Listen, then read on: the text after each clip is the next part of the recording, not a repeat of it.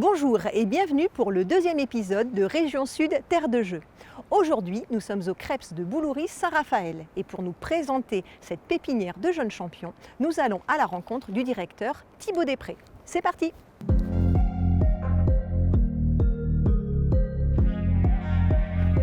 Bonjour! Bonjour!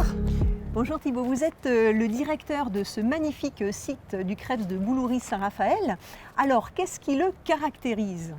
Alors, c'est un site basé à Saint-Raphaël, effectivement. C'est l'un des 3 sites du Creps Provence-Alpes-Côte d'Azur, qui est également basé à Aix-en-Provence et à Antibes. Et ici, on est sur un site de 83 hectares, avec 5 km de clôture, qui est assez magique, face à la Méditerranée et juste derrière l'Estérel. Effectivement, c'est l'environnement et le cadre naturel qui est assez fabuleux. Allons-y.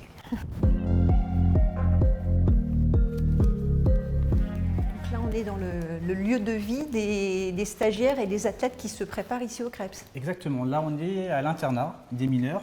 On accueille 70 mineurs à l'année en internat. C'est effectivement sur des chambres de 2 qui passent leur journée, pratiquement tous les jours de l'année, mis à part les vacances scolaires. Voilà. D'accord, et il reste combien de temps ici au Creps pour préparer le haut niveau? Ils sont présents à minima une année. Et puis après, on a des sportifs qui sont là 4-5 ans.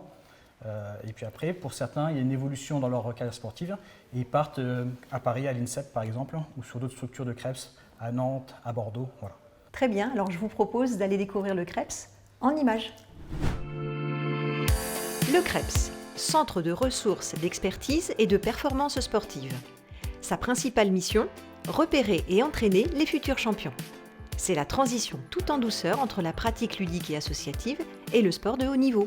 J'ai commencé à 6 ans. Après, j'ai changé de club pour venir à Fréjus. Et de là, à Fréjus, j'ai rencontré le président Eric, et qui est aussi entraîneur du Creps. Du coup, il m'a proposé de venir m'entraîner quelques fois dans la semaine au Creps. J'ai accepté et maintenant, me voilà ici. Le matin, les enfants vont à l'école et l'après-midi, ils ont la chance de profiter des meilleures infrastructures et d'une équipe d'encadrement d'élite. Le tout dans un parc naturel de 80 hectares au bord de la mer. Oui, j'étais déjà venue en stage plusieurs fois les années précédentes et je trouvais le cadre génial avec le soleil, la mer pas loin. C'était vraiment super et donc ça m'a de suite plu. Donc je voulais vraiment y aller et je suis contente d'être ici. Depuis 2016, la région Sud a investi près de 20 millions d'euros dans ces installations qui servent aussi à des formations professionnelles et à la préparation des compétitions internationales pour les sportifs de haut niveau. La région a d'ailleurs désigné le Creps comme campus olympique pour 2024.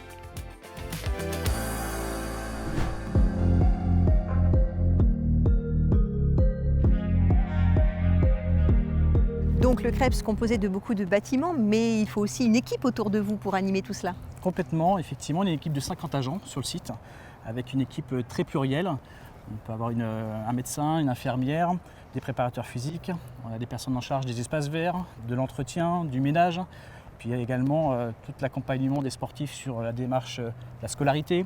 C'est important pour vous, la scolarité en parallèle des sports? C'est fondamental parce qu'on n'est pas à l'abri d'une blessure, on n'est pas à l'abri, je dirais, de sélection où on est sur le bord du côté. Donc c'est extrêmement important d'avoir cette dimension de scolarité dans ce parcours de sportif. Et vous, en tant que directeur, comment vous les accompagnez, ces jeunes? Alors, toute une équipe éducative derrière eux. Et puis, parfois, je prends ma casquette effectivement de directeur pour dire à tel ou tel sportif que là, ça change les résultats de la scolarité, de leur dire ce serait bien d'aller à l'étude du soir pour rectifier ses notes en allemand ou en espagnol. Effectivement, vous êtes une pépinière de jeunes champions, mais tous n'atteindront pas le très haut niveau ou les médailles d'or escomptées. Exactement. Pour autant, il ne faut pas leur interdire de rêver. Ils Bien sont sûr. là pour ça. Et à charge à nous de les mettre dans les conditions, d'une part, pour qu'ils rêvent, mais que ce soit également réaliste en termes d'accompagnement de parcours.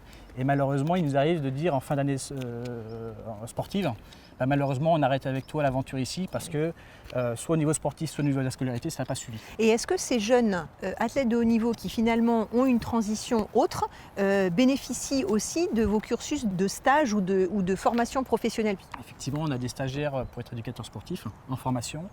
Ils sont sur des cursus qui durent 10 mois. Et on a certains de nos sportifs qui sont d'une part athlètes au sein d'une structure du CREPS Oui. et qui sont engagés dans un cursus de formation pour être éducateurs sportifs demain.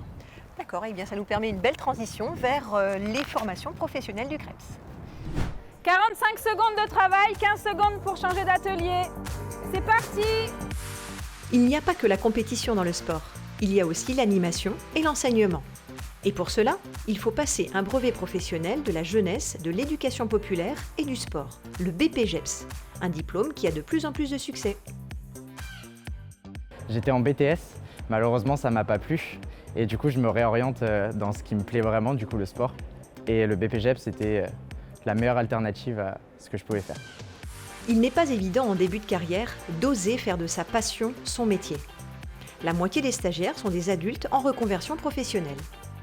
J'étais aide à domicile durant 7 ans. Alors je suis financée par la région. J'avais commencé à faire une demande de financement Pôle emploi. Finalement, en milieu de parcours, on m'a proposé un financement région, donc du coup j'ai accepté. Voilà. Ce diplôme offre de nombreuses perspectives dans le monde associatif, la fonction publique et permet de prendre confiance pour créer sa propre entreprise. Il y a beaucoup d'ouverture. Moi, je suis coordinatrice de formation aujourd'hui. J'ai commencé comme eux, j'ai commencé stagiaire. J'ai travaillé dans une salle de remise en forme pendant des années. J'ai été coach pour une famille et j'ai fini coordinatrice. Donc, il y a plusieurs évolutions après, plusieurs échelles. Voilà, donc celui qui veut, il peut durer en trouvant différentes options. C'est assez large en ouverture de travail. Donc là, nous voici sous la piste d'athlétisme du CREPS. C'est une piste assez emblématique de par son emplacement. Il y a un mur assez monumental et puis face à la mer. C'est vraiment une installation, presque le poumon de l'établissement ici. D'accord, et donc au vu des JO à moins de 500 jours, j'imagine qu'il y a beaucoup d'athlètes qui viennent bénéficier du CREPS et de ces installations. Complètement, on a mis en place, on a signé des conventions avec la Fédération française de taekwondo, mais également de cyclisme sur la dimension VTT. Et effectivement, on est à 500 jours des Jeux et on les compte avec impatience. D'accord, et vous avez quels champions français qui viennent actuellement s'entraîner ? Alors nous avons d'une part des sportifs permanents, on en voit quelques-uns ici, ce sont les triathlètes qui s'entraînent. On a Léo Bergère qui est champion du monde élite en titre, avec Emma Lombardi, ou Élise Marc qui est triple championne du monde paralympique. Mais on a également des sportifs assez de renom, et je pense entre autres à Pauline Ferrand-Prévot qui vient de terminer une année 2022 exceptionnelle avec 4 titres de championne du monde et qui effectivement, elle est ici chez elle et elle vient s'entraîner sur la piste et profiter également des styrèles. Et donc on a la chance aujourd'hui d'avoir Pauline en entraînement, portrait d'une grande championne. It's been a great ride for the world champion. Let a smile creep across her face. Her third short track win. Pauline Ferrand-Prévot.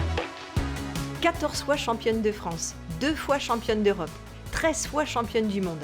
Pauline Ferrand-Prévot est l'une des plus grandes cyclistes de l'histoire, au palmarès exceptionnel dans toutes les disciplines. Route, contre-la-montre, cyclocross et cross-country. C'est vrai que voilà, j'aime changer de vélo, ça reste du vélo, mais c'est des disciplines qui sont différentes et ouais, j'aime pouvoir toucher à tout, donc voilà, ça me plaît énormément. C'est parce que vous avez peur de vous ennuyer dans une seule discipline ? J'ai eu peur de m'ennuyer fut un temps et voilà, maintenant c'est vrai que j'essaye vraiment de me concentrer plus sur la discipline du VTT.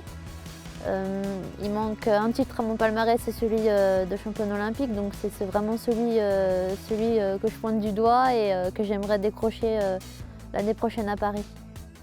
Vous l'avez compris, il ne manque à Pauline que le titre olympique. Alors en juillet 2024, sa compétition sera l'un des événements à ne pas manquer. En général, le sport, ça nous montre que voilà, il faut travailler dur pour y arriver. Et que même des fois quand tu travailles dur, c'est pas toujours possible d'accéder à ce que tu veux. Mais voilà, je pense aussi qu'il n'y a pas de hasard dans la vie et que quand on aime quelque chose, quand on veut vraiment quelque chose, et qu'on se donne les moyens de réussir, on peut accéder à ses rêves et à ce qu'on veut faire. Donc voilà, pour ça je suis fière de ce que j'ai fait.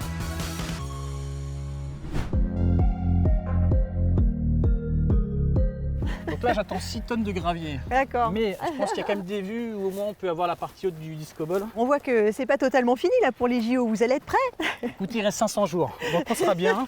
Effectivement, on est en phase un petit peu terminale sur cette zone-là, qui effectivement, là des points de vue quand on arrive sur les Krebs. Et là, on a une enfilade sur d'une part le disco ball, le stade d'athlétisme, la mer derrière, c'est assez magique. C'est vraiment un site extraordinaire ce Krebs. Et oui, c'est vraiment le plus beau site du monde.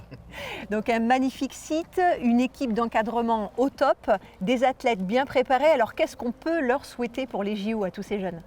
Une meilleure préparation, en tout cas la plus belle des préparations en vue de Paris. On est à 500 jours, c'est loin mais également proche à la fois. Donc on est vraiment dans cette logique d'accompagnement au plus près de l'athlète pour qu'il performe en 2024. Donc on leur souhaite à tous l'or. Exactement. Bien, c'était Région Sud de Terre de Jeux. Nous vous donnons rendez-vous le mois prochain pour le nouvel épisode. À bientôt.